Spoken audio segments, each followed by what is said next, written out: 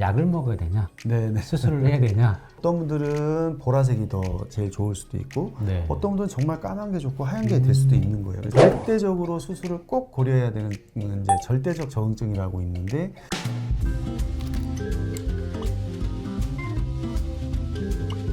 안녕하세요. 스탠트업 비뇨기과의 김성찬 실장입니다. 김도리 대표원장입니다. 오늘 주제는 네. 또 전립선인데요. 예. 네, 전립선 약물 네. 아니면 수술 네. 이게 둘이 경쟁을 합니다. 아, 네, 네네. 약을 먹어야 되냐, 네네. 수술을 해야 되냐.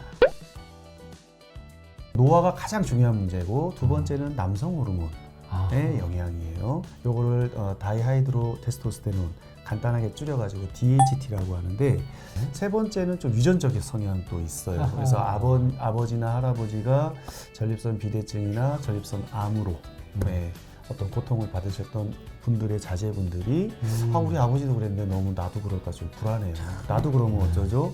그래서 그런 유전적인 성향도 분명히 영향을 주고 네. 근데 네 번째 요인은 이제 환경적인 요인, 자기의 생활 습관, 라이프 스타일에 따라서도 전립선 비대증이 더 빨리 성장할 수도 있고 그걸 좀 우리가 늦출 수 있도록 하는 것도 있는데 그거는 이제 가장 중요한 거는 비만성 성향을 피하는 게 굉장히 중요합니다. 아하. 비만성 성향이 있는 분들은 대사성 질환이나 이런 것들도 많기 때문에 그걸로 인해서 전립선의 성장을 더 촉진시킬 수가 있어요. 아하.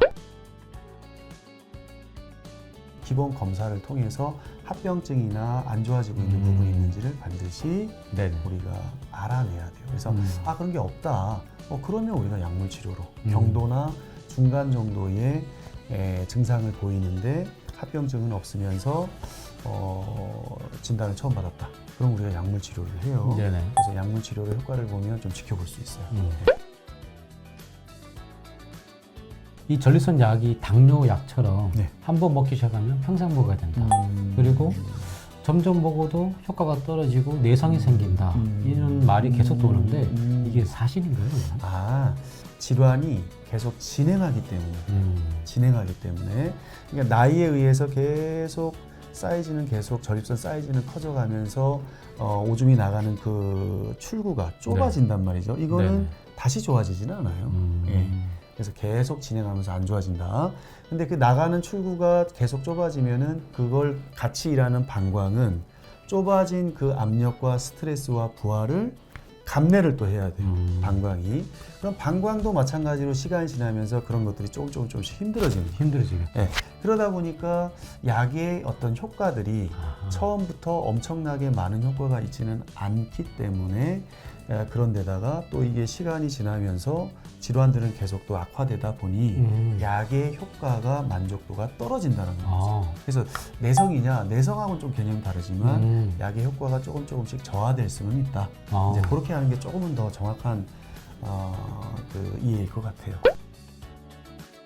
절대적으로 수술을 꼭 고려해야 되는 이제 절대적 적응증이라고 있는데 그런 것들은 이게 병이 많이 진행을 해가지고 방광에서 자꾸 이제 출혈이 반복되거나 염증이 자꾸 반복되거나 그 다음에 찌꺼기 요폐가 막 급성 요폐가 뭐 한두 번 이상 자꾸 반복이 된다든지 그러다 보면은 사실 그 방광 내에도 돌이 생겨요. 고인물은 썩듯이 뭔가 여러 가지 부유물들이 막 있고 하다가 침전물들이 계속 생겨가지고 돌이 오늘도 이만한 돌을 깼어요. 훌륭 레이저로. 이런 것들이 생기는 경우 또 하나 이제 또 중요한 거는 이런 모든 안 좋은 것들이 이 방광과 콩팥이 통해져 있거든요. 그럼 이거에 대한 안 좋은 것이 쭉 길을 타고 콩팥으로 올라가 버리는 거예요. 그러면은 콩팥이 여러 가지 질환을 또 받아들여가지고 콩팥의 기능이 또 떨어질 수도 있는 거예요. 네. 이런 경우 같은 경우는 우리가 반드시 수술을 꼭 해줘야 되는 절대적 적응증이에요. 네. 그래서 그는 수술을 꼭 고려하셔야 되는 거고 상대적 적응증이라고 하는 것은 약을 먹어도 효과가 없다. 약이 대표적인 게 뭐 한 3가지 정도가 되는데 각각의 약들마다 아쉽게도 부작용들이 발생할 수 있어요. 그래서 그런 부작용이 나는 생활 속에서 좀 너무 불편해. 싫다. 네, 부작용이 있는 경우. 또 어떤 분들은 나는 그냥 약 먹기 싫어. 이거 평생 먹어야 된다네. 그냥 약 먹기 싫어. 이런 분도 계세요. 그러면은 보다 적극적인 치료를 해서 약을 안 먹거나 약을 줄이거나 이럴 수 있으면은 또 수술을 곰곰이 생각해 볼 수도 있는 거거든요. 그럼 처음부터 약 안 먹고 바로 수술해도 되겠네요? 그런 경우는 그래도 이제 무조건 그런 건 아니고 네네. 증상이 일단 중등도 이상 좀 심해졌을 좀 많이 때 심하고 네네. 네, 그다음에 나는 정말 약 먹는 거 너무 싫어하는 사람 꼭 있더라고요. 이제 그런 분들 같은 경우는 가장 맞는 또 수술법을 네. 또 선별할 수 있거든요. 네네. 그래서 그런 걸 선택해서 할 수 있습니다. 네.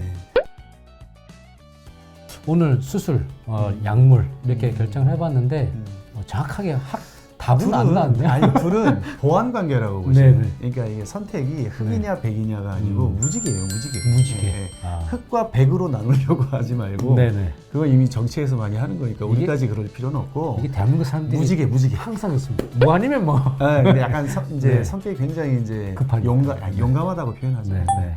그게 또 장점이 있으니까. 근데 어떤 분들은 보라색이 더 제일 좋을 수도 있고 네. 어떤 분들은 정말 까만 게 좋고 하얀 게 될 수도 있는 거예요. 그래서 네.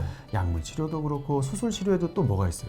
수술 치료에도 절제를 하는 게 있고 절제를 안 안 하는 하죠. 게 있고 여러 가지 수술. 절제를 하는 것 중에도 또 장단점이 조금씩 있단 말이에요. 네네네. 그래서 거기에서 제일 맞는 자기 색깔을 찾아서 그 수술을 하는 것이 제일 그분한테 맞을 수 있다. 네. 무지개로. 무지개. 네, 흑백론이 아니고. 네. 오줌 색깔이 무지개면 빨리 오셔야 되겠네요. 그래서 오줌색이 무지색이면 안 되죠. 네. 무지개색이면 안 되죠. 네, 네, 그래서 노란색이에요. 노란색이어야 됩니다.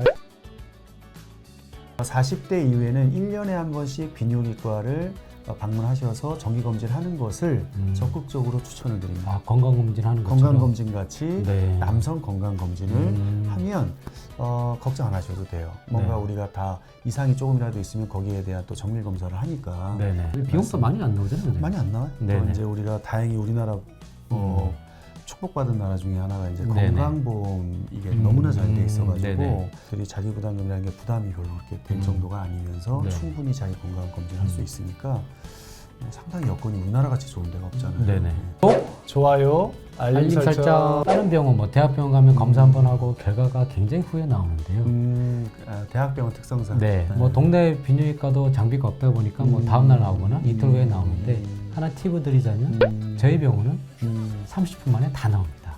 중요한 것들 다 나와요. 그래서 수도권에 있는 분들, 뭐 지방에서 뭐 하루 만에 올랐다 내려가실 수 있는 분들은 가능하죠. 저희 병원 오셔서 가능하죠. 결과까지 듣고 그날 바로 확인할 수 있으니까 성격이 급하신 분들은 저희 병원에 오시면 언제든지 확인할 수 있습니다. To be continue. 오늘은 전립선 비대증 수술 아니면 약물 이에 대해서 알아봤는데요. 원장님 말씀대로 무지개니까 네. 언제든지 저희 문은 항상 무지개처럼 열려 있습니다. 언제든지 오시면 언제든지 오세요. 네, 다 도움을 드리도록 하겠습니다. 네. 오늘도 긴 시청해 주셔서 감사하고요. 다음에는 더 유익한 정보로 찾아오도록 하겠습니다. 원장님 감사합니다. 네, 감사합니다. 감사합니다. 감사합니다.